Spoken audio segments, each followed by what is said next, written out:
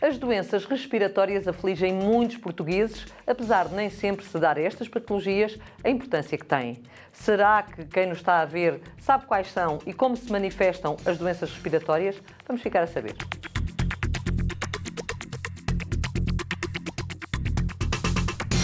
No futuro, as doenças respiratórias crónicas têm tendência a aumentar. As principais, a asma e a doença pulmonar obstrutiva crónica, DPOC, têm fatores de risco conhecidos e evitáveis, uns de caráter individual, outros socioculturais. Entre os primeiros, realce para o papel do tabagismo, decisivo neste tipo de patologias. Os segundos têm a ver com a nossa atual realidade social e demográfica. A longevidade, a obesidade, a urbanização que nos leva a partilhar espaços fechados, favoráveis à transmissão, a fraca qualidade do ar, etc. As doenças alérgicas respiratórias, como a asma brônquica e a rinite, são muitas vezes influenciadas por estes fatores. Os encargos com estas doenças rondam os 600 milhões de euros por ano. DPOC, asma e rinite alérgica são as doenças respiratórias que afetam cerca de 10% dos portugueses e que ocupam a quarta causa de mortalidade. Motivo mais do que suficiente para trazer o tema para debate no Especial Saúde. Agradeço desde já aos meus convidados por estarem hoje aqui comigo. É um prazer tê-los cá. Professora Cristina Bárbara, quantas doenças respiratórias existem?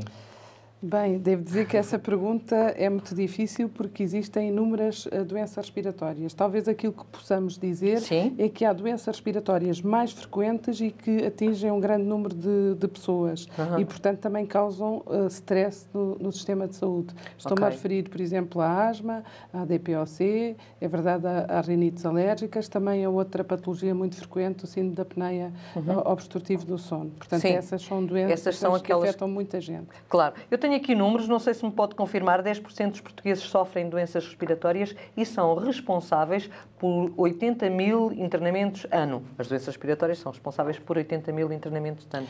Esta realidade pode ser alarmante e grave, não é? É uma realidade alarmante e ainda mais, as doenças respiratórias constituem em Portugal a terceira principal causa de morte. A terceira, não é? Pois. E se estivermos a falar em mortalidade hospitalar, são a primeira causa de mortalidade hospitalar. Portanto, e outro aspecto também importante, costuma-se dizer, mais importante do que saber onde estamos é saber para onde caminhamos. Os dados apontam para um aumento destas patologias nos próximos anos, não é? Nos próximos anos. Portanto, a curva que representa os últimos anos destas doenças, quer no que diz respeito à mortalidade, quer à incidência, novos casos, quer à prevalência, aponta no sentido do aumento. De um aumento. É assim, costuma-se dizer, e muitas vezes a comunicação social é muito apontada, sofre muitas consequências, dizendo que vocês não dão importância aos temas que os temas têm. Por muita campanha que se faça, por muito que haja aqui uma parceria até com a comunicação social, não se inverte esta situação, pois não?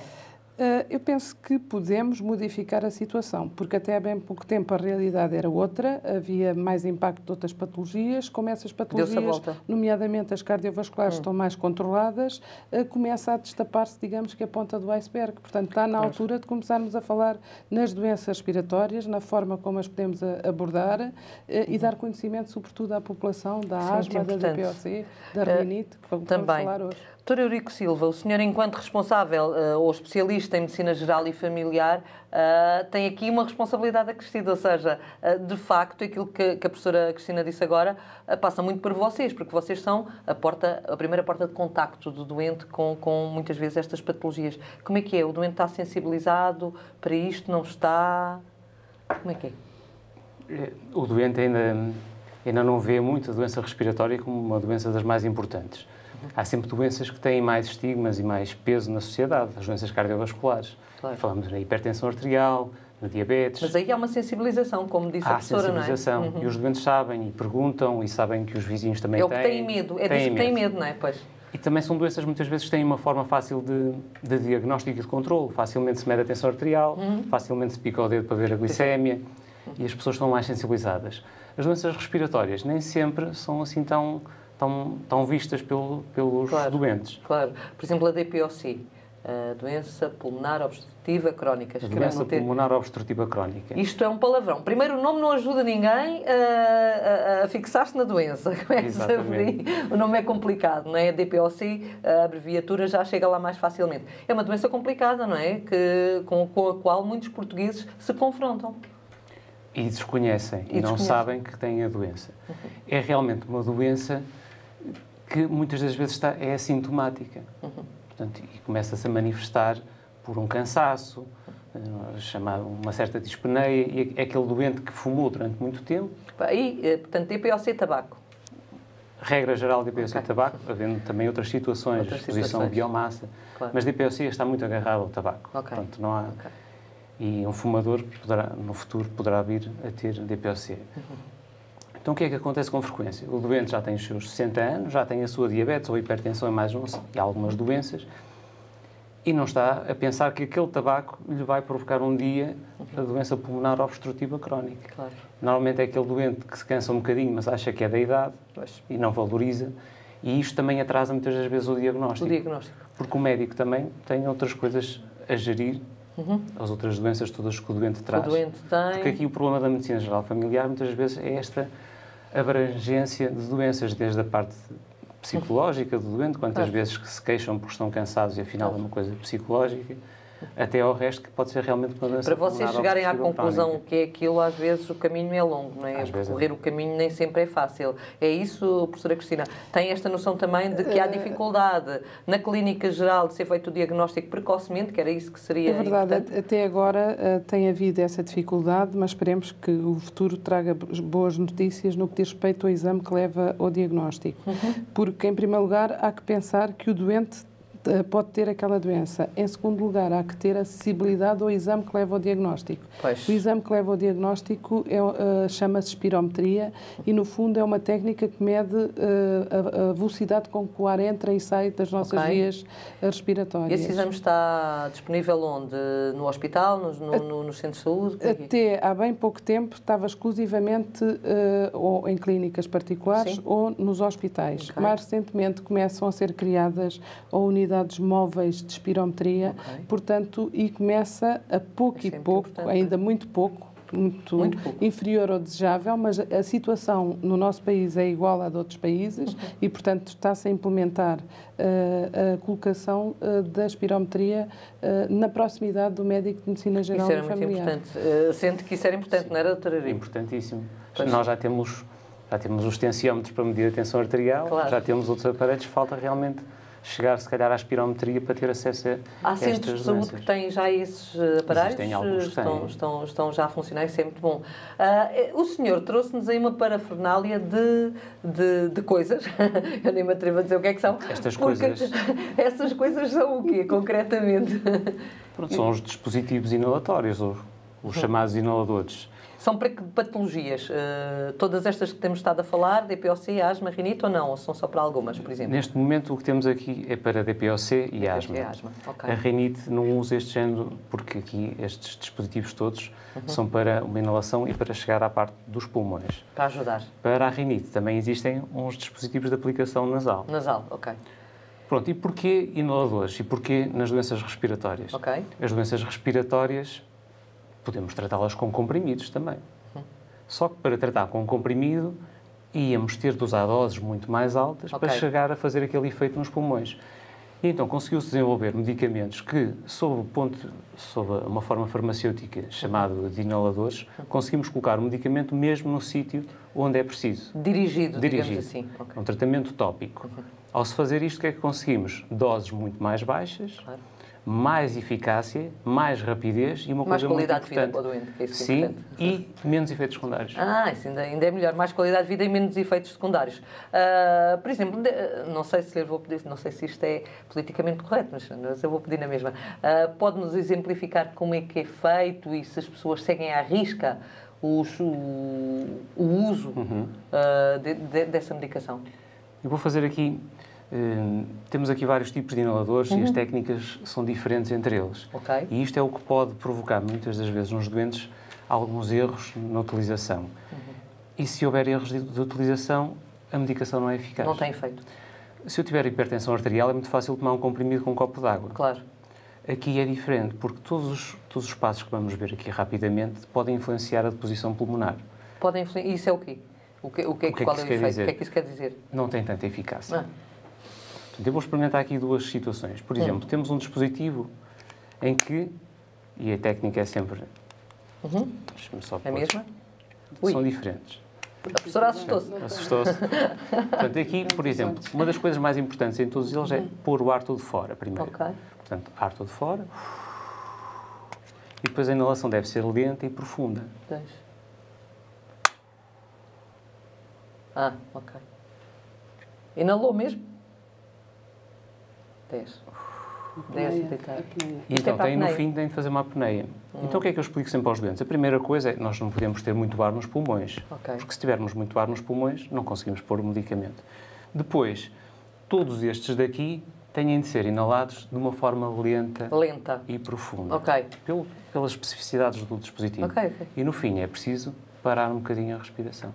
Para aguentar, para dar tempo. Os tais 10 segundos? Os tais 10 segundos. Para as partículas se depositarem. Agora vou experimentar com um outro. Portanto, aqui é um inalador de cápsula, em que se coloca uma cápsula. Esse tem uma cápsula. Vai pôr a cápsula e tudo? Vou pôr a cápsulazinha. Não. Está vazia? Não está. Mas não vai fazer mal. Perfuramos. E agora, os de pó seco, que é outro grupo de inaladores, precisam que a inalação seja rápida e vigorosa desde o início. Então, o que temos de fazer é ar todo fora. Mesma coisa. E agora rápido e vigoroso. Ao contrário do outro. Os 10 segundos. Estamos a contar. Ok. E lá para fora. Lento. E com isto faz com que o pó se desagregue. E esses são também a patologia é também DPOC. Também DPOC ou asma. Ou asma, dá para as duas. Portanto, pois... Porque aqui temos vários tipos de medicamentos. Tem noção de que muitos doentes não fazem estes processos de uma forma correta? Tem. Não é? É tremendo. E qual é o efeito de não fazer isto corretamente, professora? O efeito de não fazer corretamente é que o doente investiu o seu dinheiro e não tem os benefícios desejados. E o médico, tendo feito uma boa prescrição, não vê o seu doente melhorar. E depois pergunta porque é que isto aconteceu, não é? Essa é sempre a nossa questão e, portanto, o que é que isto quer dizer? Cada vez que o doente vai à sua visita médica ou à sua consulta de enfermagem, deve ser revista a técnica inalatória. E os centros de saúde, o ideal até era mesmo que tivessem enfermeiros dedicados, enfermeiros ou técnicos de cardiopneumologia dedicados a esta área e testarem todos os doentes que estejam sob terapêutica inalatória, testar a técnica, ou reavaliar acompanhá-los e ver como é que é. Porque isso aumenta a adesão à terapêutica e a técnica correta. Já voltamos à nossa conversa, porque temos ainda muito para falar. Os doentes com DPOC podem procurar na Associação Respira as respostas para muitos dos problemas que desconhecem. O Especial Saúde foi conhecer 2 dos responsáveis por esta associação, também eles vítimas de DPOC. Eles aqui estão de viva voz.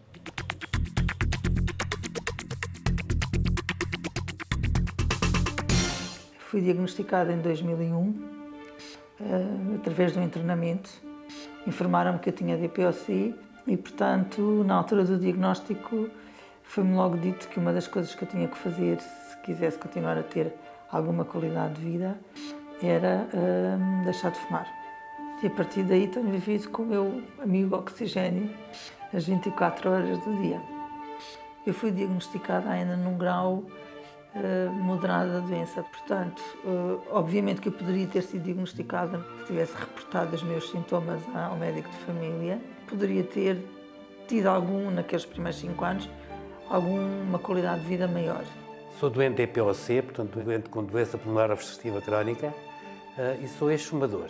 Portanto, acho que é um aspecto relevante que eu queria focar, porque é realmente devido ao tabaco que esta doença desenvolve na maioria dos casos. O motivo principal que me levou a doença foi o cansaço. Portanto, além de ter já durante muitos anos aquela tosse e expectoração matinal, que era recorrente, constipava-me imenso, mas realmente o cansaço é um alerta. As atividades de vida diária são muito difíceis para a maioria dos doentes. Às vezes é profundamente irritante, nos dizem que estou a respirar pior, saber que entre o tomar banho e fazer, por exemplo, uma cama de lavado, eu posso levar entre 1h30 a 2 horas. Não quer dizer que não se seja eficaz e que as coisas não fiquem feitas, mas é com algum sacrifício que se fazem. E voltamos à conversa com os nossos convidados. Hoje estamos a falar de doenças respiratórias. Estamos a dar ênfase à DPOC, talvez uma doença que tem no tabaco, como vimos, um dos seus principais aliados, entre aspas, não é? Negativos, e que pode ser aquela que os portugueses menos conhecimento tenham dela. Não acha, professora? Relativamente às doenças respiratórias, sem dúvida nenhuma, é a DPOC, de onde importa dizer que pode ser fumador há 20 ou 30 anos atrás, e mesmo já não sendo fumador, portanto, sendo ex-fumador, pode-se ter a doença. Claro. Portanto, ela pode ter vindo a evoluir. Quais são os sintomas? A que é que os doentes devem estar alerta? Para que é que devem estar alerta, digamos? Devem estar alerta que podem ter muito poucos sintomas. E, portanto, têm de ser assintomático também é para aqui, não é? Identificar, no seu caso, se tiver a exposição ao fator de risco, que é o tabagismo, mas também alguns ambientes profissionais ou a combustão de materiais orgânicos. Por exemplo, o ar-condicionado pode interferir? Não? O ar-condicionado, não. No caso da DPOC. E depois, ao mínimo sintoma, e então vou falar nos sintomas, há 2 sintomas que o doente, o fumador ou ex-fumador, não valoriza, que é a tosse e a expectoração, que ele não chama tosse... catarro. Chama o catarro. O catarro matinal, quando de manhã está na sua toalete brônquica, elimina a expectoração, ele considera como a toalete brônquica fazendo parte da sua higiene diária. E, portanto, não estamos a ver os doentes a irem para o seu médico de família queixar-se deste aspecto. Claro. No entanto, convém que comecem a ficar alertas. Depois também, como o Eurico já disse, o sintoma, digamos que dominante desta doença é aquilo que nós chamamos a dispneia e que é um termo desconhecido para a população. Completamente. Em geral. O que é que isto quer dizer? Quer dizer cansaço respiratório. Sensação de mais dificuldade no que diz respeito às vias respiratórias. E o que é que o doente sente? Sente que tem mais dificuldade em subir de graus, sente que tem mais dificuldade em trazer as compras do supermercado. Claro. Portanto, a pouco e pouco começa-se a instalar... Vai sentindo falhas na sua vida, mas paulatinamente a tal ponto que ele adapta a sua vida a esta dificuldade. Ou seja, chama-se isto o ciclo vicioso de inatividade do doente respiratório crónico. Portanto, ele vai entrando num ciclo de inatividade. Claro. É bom que... e também às vezes até pensa, estou mais velho, estou mais gordo, tudo isto decorre disso e não de patologia ao nível das suas vias respiratórias. Como é que se modificam estes comportamentos, Dr. Eurico? Como é que de facto as pessoas podem entrar aqui num contraciclo que era importante para a vida deles? E já vamos falar dos outros que estão aí ao seu lado, das outras coisas. Como é que ele contraria? Como é que contrariamos isto? Por um lado, até com a vossa ajuda, em termos de informação. As pessoas estarem atentas a que realmente existem estas doenças e que podem preveni-las e que podem tratá-las. Claro. Depois, um médico de família, um médico de família, médico de família e todos os outros profissionais, não é? Porque... Sim, a professora falou no enfermeiro, não é? Na importância do enfermeiro. Eu ainda ia mais longe, porque a minha formação primeira também foi farmácia. Até o farmacêutico. Sim. Porque temos muitos doentes que não vão ao médico, só vão à farmácia. Claro. Portanto, todos os profissionais de saúde têm de estar minimamente alerta para estas situações. Como é que nós começamos a trabalhar isto? A primeira coisa é a desabituação tabágica. Claro. A primeira coisa é todos percebermos que o tabaco não causa só cancro do pulmão, que é este estigma que existe na população. E as pessoas não têm muitas vezes noção do tabaco associado aos infartos de miocárdio. Não é? Não têm associados a esta doença pulmonar obstrutiva crónica. Na asma, sim. Eu acho que na asma as pessoas sabem que, de facto, a asma e o tabaco não... Piora. Aqui temos um problema que é, muitas das vezes, a sintomatologia é muito progressiva, muito lenta, e não há esta associação imediata. De que é por estar a fumar ou ter fumado muito que agora tem esta doença pulmonar obstrutiva crónica. Relativamente à asma, e porque também gostamos de falar das outras, não só da DPOC, embora tivéssemos aqui tema sobre a DPOC que nunca mais acaba. Esses aparelhinhos que têm desse lado são para a asma, não é? Ou não? Ou são todos para a asma? Não. Dão para as duas. Dão para as duas Dão também. para as duas situações. Esses maiores, uma vez que falou dos mais pequenos, esses maiores são para... Nós temos aqui, são câmaras expansoras. Se calhar estamos habituados a ver isto em crianças, e as crianças não vão ter doença pulmonar obstrutiva crónica, que ainda não fumaram. Ainda não fumam. Ainda não fumam. Mas têm asma. Pronto, e a asma eles não conseguem fazer o inalador deste género. E então usam-se estes sistemas que facilitam... Preciso sempre agitar estes géneros de dispositivos. Claro. Isto é um dos erros também muito frequentes. As pessoas não agitar. Não todos agitam. os aerossóis precisam ser agitados. Porque senão depois não libertam o medicamento todo. E então é feito um puff.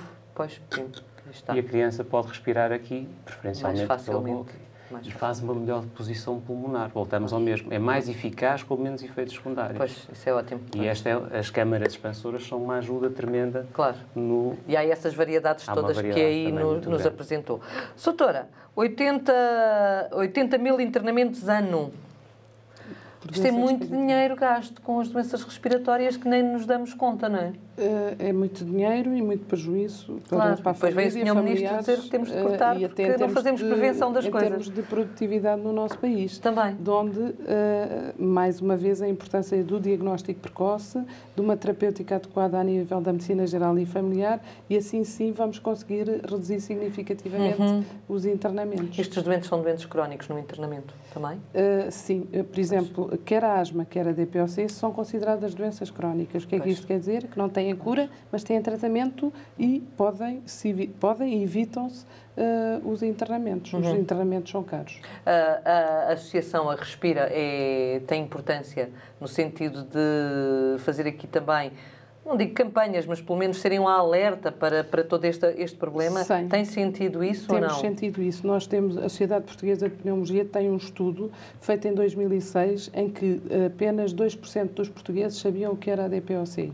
Mais recentemente, em 2009 ou 10, não me recordo agora, 4% dos portugueses já sabem o que é DPOC e, curioso, 11% dos fumadores já o sabem. O que é que isto quer dizer? Que os seus médicos de família os alertam já sobre esta patologia. Mas mostra que ainda temos um longo caminho a percorrer. Tratamentos, como vimos, parece que há muitos e funcionam, não é, Dr. Eurico? Portanto, daí não nos podemos queixar. Nós estamos a seguir as guidelines internacionais, ou seja, as regras internacionais para tratar estas patologias são as mesmas em Portugal e noutro local do mundo, ou não? Nós temos uma medicina de primeira qualidade. Não é? E guiamos pelo que se faz de mais atual e temos já a disponibilidade de todos os fármacos mais atuais. E temos uma coisa... Mas o tratamento destas doenças não se cinge só a medicamentos, só isto, não é? Claro. Há um medicamento muito barato que em Portugal não se usa muito, que é o exercício físico. Isso é ótimo. A parte da prevenção, Mas que cura. Aliás, até em determinadas patologias até é tido como contraproducente. Sei lá, estou-me a lembrar da asma, que ao contrário do aquilo que se diz, o que é bom é fazer-se exercício físico, não há nenhum impedimento, não é? E muitas pessoas pensam que é o tal mito ligado a esta patologia, não é verdade? É um dos mitos. Eu na medicina geral familiar, com frequência tenho as jovens que o professor de educação física exige que façam educação física, elas sentem-se mal porque também não tratam bem a asma, não querem tratar bem a asma. Devem fazer exercício físico, têm de tratar a asma para poder fazê-lo bem. Claro. Que novidades na terapêutica, e agora sabemos que a prevenção é básica, mas para aqueles que já têm, há novidades na terapêutica? Doutora, eu ouvi falar numa coisa, não sei o que é, beta-agonistas de longa duração, o que é isto? Os beta-agonistas é um grupo de broncodilatadores, existem também outros grupos de broncodilatadores e tem havido uma grande evolução em todos os grupos de broncodilatadores, no sentido de se tornarem de longa duração ou até de ultra-longa duração. O que é que nós queremos dizer com isto? No passado, os doentes tinham de administrar estes broncodilatadores de 4 em 4 horas ou de 6 em 6 horas. Hoje basta uma toma diária para que o doente diminua os seus sintomas. Portanto, isto é um avanço enorme em termos de duração do efeito e também de quantidade do efeito. Portanto, e de qualidade de vida, exatamente. Porque imagino que muitas vezes aquele que tomava 4 vezes por dia esquecia-se, não é? Quer dizer, teria de esquecer. E às vezes não se esquecia porque era muito sintomático, mas o alívio não era tão grande como estes que são tomados apenas uma única vez. Portanto, aquilo que me diz é que não há, de facto, neste momento, motivo nenhum para que um doente tenha estas patologias e não se trate, porque temos, de facto, aqui terapêuticas e condições para terem uma ótima qualidade de vida. Claro que a prevenção é sempre essencial, nós sabemos, doutora Rico, tem de ser sempre a primeira base, não é? Mas, estando doente, tem aqui muita parafernália de terapêuticas todos dizemos é que, como o Eurico já disse, a medicina portuguesa é muito boa, os médicos estão up-to-date no que diz respeito a normas e os indicadores que temos do Sistema Nacional de Saúde é que não tem havido um decréscimo de compra destes broncodilatadores. E, tendo sido compradas mais unidades, elas têm custado menos aos doentes. Isto, dados de 2011. Não temos ainda os dados de 2012. Não é? Portanto, nesse aspecto, apesar da crise nos dar alguma preocupação, mas até ao momento isso ainda não aconteceu. Chegou a esta área. Contudo, há um problema que noutros países há estudos que mostram que a terapêutica inalatória, que é mais cara do que as outras, o dito comprimido, é das primeiras a sofrer quando o doente deixa de ter dinheiro para comprar. Portanto, é mais cara, claro, é algo que nos preocupa e que teremos de estar atentos. Ainda não falámos da rinite alérgica, eu sei que se calhar, não sei se posso dizer isto, não sei se em termos de clínicos isto se pode dizer, mas se calhar é a menos grave destas três, será? Em termos de gravidade, de provocar internamentos, de mortalidade, não se compara à asma e à DPOC. Claro. No entanto, é altamente incomodativa para os doentes que a têm. Principalmente nesta fase. E também altamente na primavera. prevalente. Portanto, pode atingir 25% da população, que significa que 1 em cada 4 portugueses podem sofrer de rinite alérgica. E esta época, como disse, que é a época da polinização, que vai de março a julho. A julho? Eu pensava que era até às vezes no princípio de junho que estávamos livres dela, mas parece que não é? Depende dos pólenes a que a pessoa é alérgica e da polinização e do local onde vive. Por exemplo, nós agora estamos numa má época polínica, de elevadíssimo teor polínico, mas, por exemplo, no continente, na Madeira e nos Açores, não. Já não. Portanto, tudo depende das condições climatéricas. Chegam-lhe muitos doentes com queixas de rinite alérgica e com problemas de se prolongarem no tempo, doutor? Sim, sim. Porque associamos sempre muito a rinite alérgica ao período da polinização. Ok. Mas há rinites alérgicas do ano inteiro. As pessoas que são alérgicas, por exemplo, aos ácaros, que é das situações mais frequentes, andam um ano inteiro com rinite alérgica. Ok. Portanto, e claro que sim, neste período aparecem mais doentes com essa situação. E temos uma coisa também importante. Um doente que tem a rinite alérgica, às vezes tem asma também. Está ligado. Estão ligadas, porque também o que está por trás, que é a alergia, existe nas duas. E quando a alergia da rinite alérgica está alterada, a asma também fica agravada. E então é preciso sempre tratar, isto é importante, esta mensagem para os doentes. Um doente que tenha rinite alérgica e tenha asma tem de tratar as duas coisas. É separado? São tratamentos separados? Mas simultaneamente, com tratamentos próprios, mas tratar as duas situações. Sim, não se consegue controlar uma asma se tiver a rinite alérgica descontrolada. Muito obrigada. A propósito disto, posso só fazer uma referência. Em Portugal desenvolveu-se um questionário de autopreenchimento, o CARAT, desenvolvido por médicos portugueses, com doentes portugueses, validado, e que neste momento está a ser traduzido para outros países, para ser usado, em que este questionário tem perguntas sobre rinite e sobre asma e consegue identificar se o doente está ou não descontrolado. E quando falamos que o doente tem de ser capaz de saber se está controlado ou não, o facto deste doente fazer este questionário já permite saber se está numa altura que deve ir ao médico ou não, ou se deve melhorar, aumentar a medicação ou não. É muito bom. Muito obrigada. Quero ainda falar de livros, bem a propósito do tema. A editora Lidl sugere-nos a obra de Joaquim Pina, Um Outro Lado das Doenças Respiratórias. Ler, já sabe, faz bem à saúde.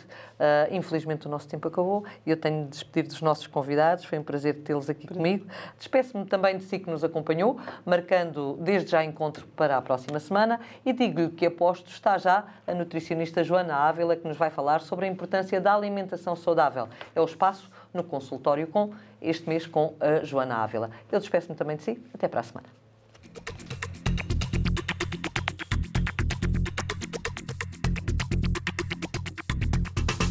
Olá, hoje no nosso consultório partilhamos consigo uma dificuldade que se avizinha com a praia a chegar e o calor no ar.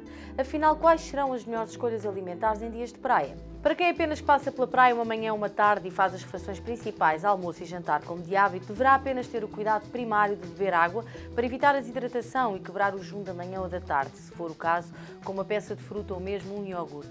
Mas para quem escolhe passar o dia na praia, o ideal é consumir alimentos leves, de fácil digestão e que ajudem na reposição de água e sais minerais que se perdem quando estamos expostos ao calor, recorrendo ao uso de pequenas lancheiras e placas de gelo para manter as condições ideais de consumo.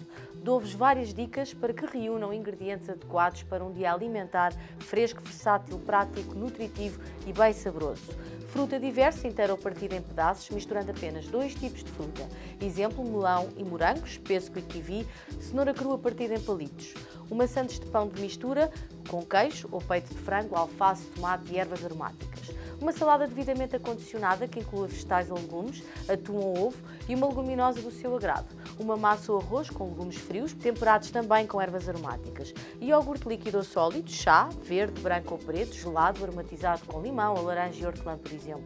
Purés de frutas com iogurte congelados propõem também um gelado delicioso para os dias de maior calor. Frutos secos diversos, termossos bem lavados para retirar o excesso de sal.